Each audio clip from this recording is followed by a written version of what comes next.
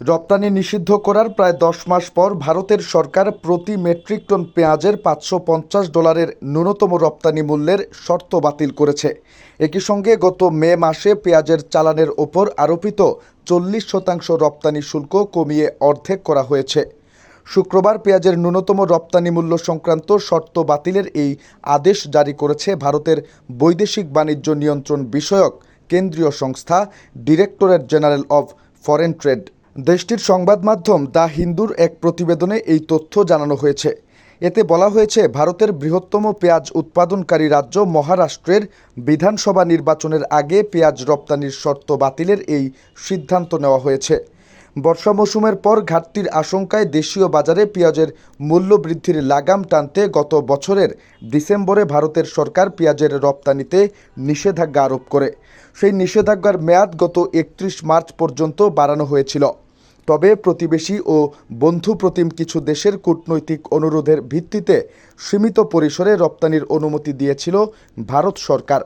পেঁয়াজ রপ্তানিতে নিষেধাজ্ঞা আরোপ করায় ভারতের পশ্চিমাঞ্চলীয় রাজ্য মহারাষ্ট্রের কৃষকরা ব্যাপক লোকসানের মুখোমুখি হন। একই সঙ্গে বিশ্ববাজারেও পেঁয়াজের দাম বৃদ্ধিতে এর প্রভাব পড়ে। রপ্তানি নিষিদ্ধ করায় দেশটির কেন্দ্রীয় সরকারের প্রতিও ক্ষোভ প্রকাশ করেন ভারতের কৃষকরা।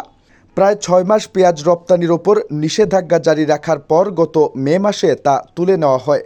তবে সেই সময় প্রতি মেট্রিক টন পেঁয়াজের ন্যূনতম রপ্তানি মূল্য $৫৫০ নির্ধারণ ও রপ্তানি শুল্ক ৪০% করা হয়।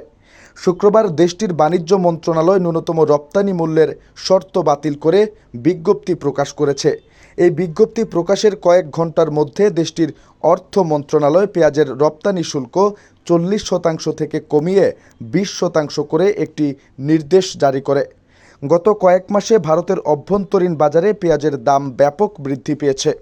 গত জুলাই মাসে দেশটির বাজারে পেঁয়াজের পাইকারি দাম প্রায় ৮৮.৮% বৃদ্ধি পায়।